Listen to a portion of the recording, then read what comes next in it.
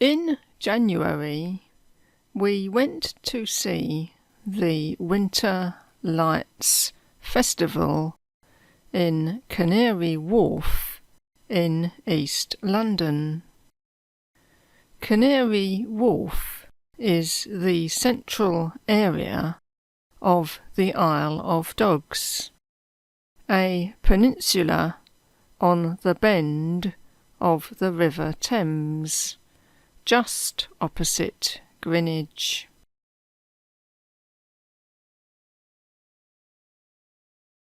It is London's main financial area, and the old Docklands is now mostly covered in tall office buildings.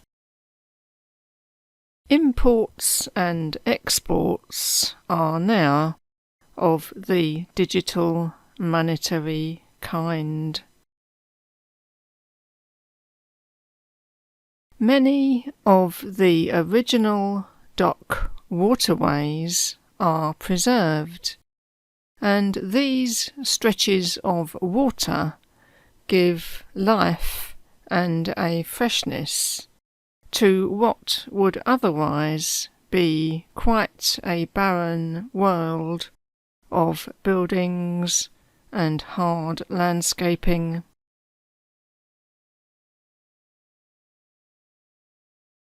There are several little greens and sitting areas, and a larger central park immediately over the station entrances, with tall trees and water features.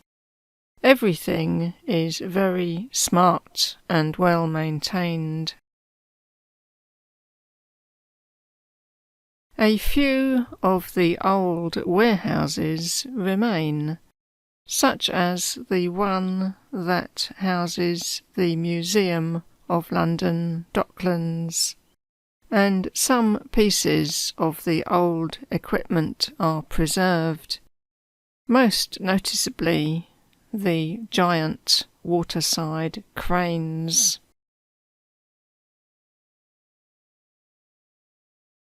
The combination of acres of windows and the rippling water is quite interesting, as it prevents the buildings from appearing dark and looming.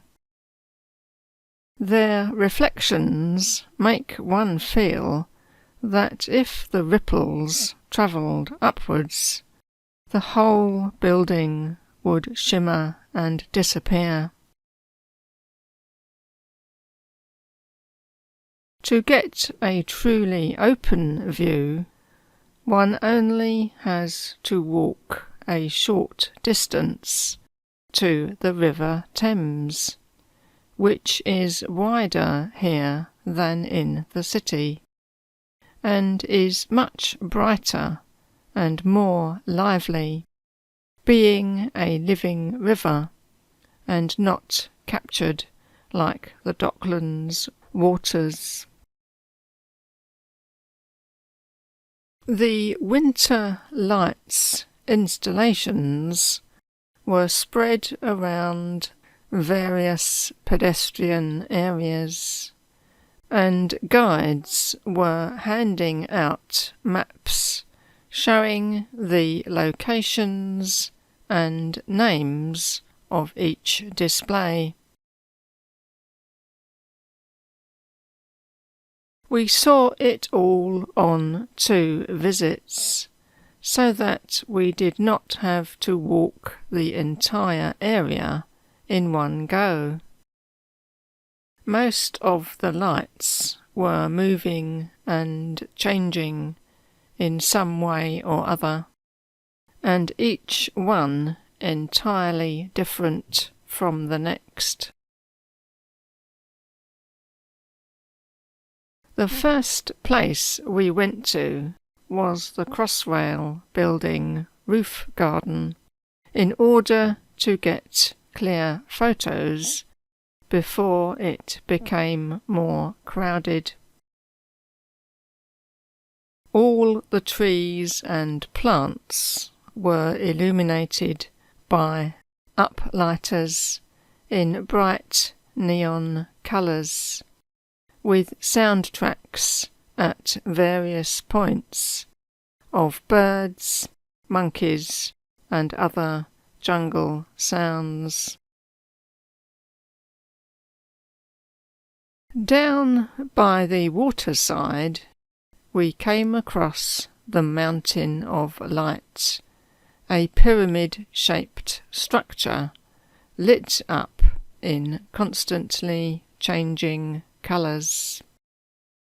It was 4 meters high, so not quite as much of a mountain as the website illustration appeared.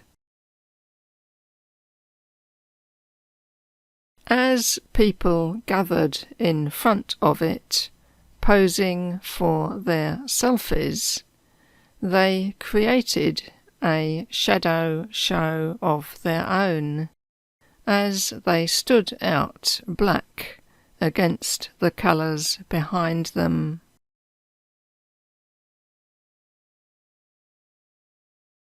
A miniature version would be great to have on my desk at home, although I would probably always be glancing at it rather than getting on with work on the screen. It would be a wonderful night light to send one to sleep with its gradually changing, subdued pastel colours. Another very innovative item was a representation of thunderclouds. This consisted of several bubble machines that produced huge piles of foam in one of the large courtyards. As darkness fell, white lights underneath were flashing on and off to represent clouds being lit up by lightning, with a soundtrack of loud thunder, rumbles and cracks. It had a raised walkway through the middle for visitors to experience it from above.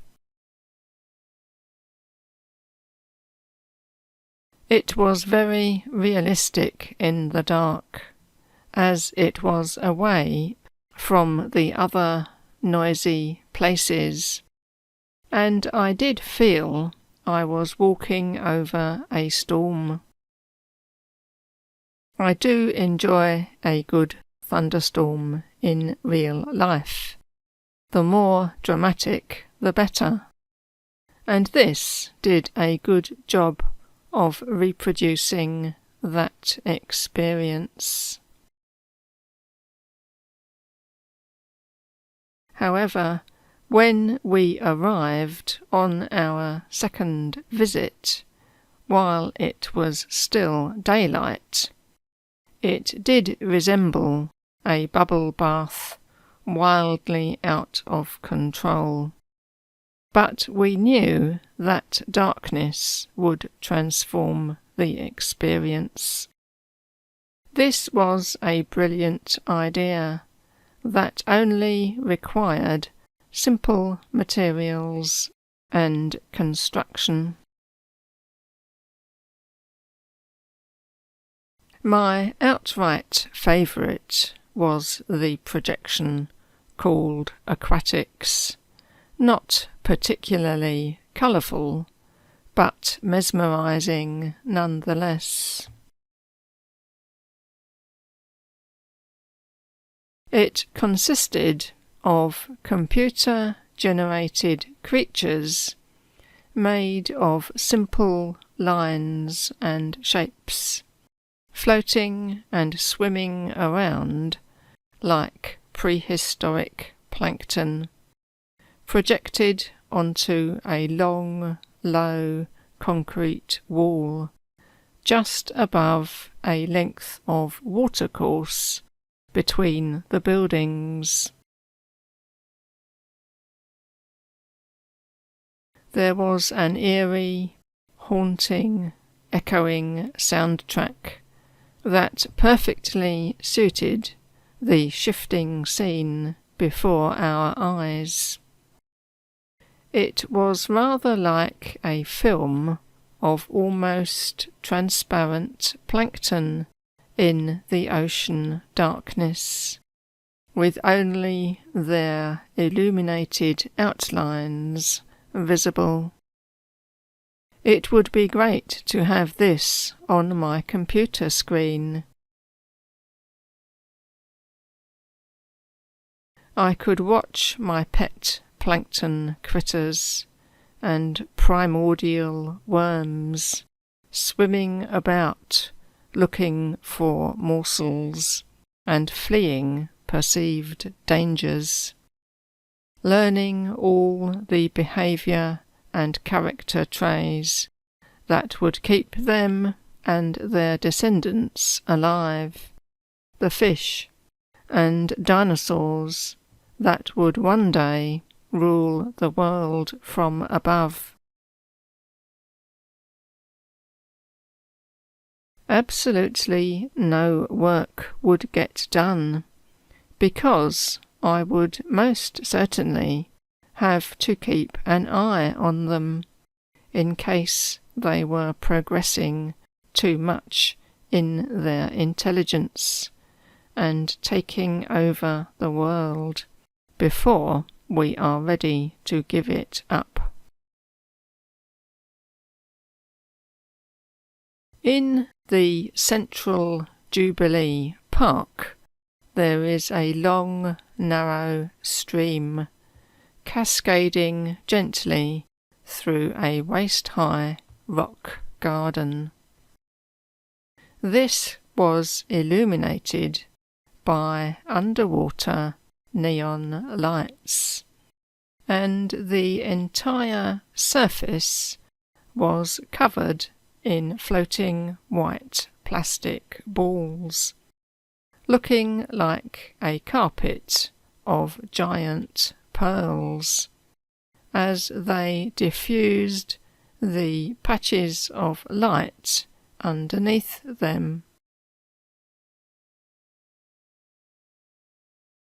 People were taking the balls and throwing them across the water.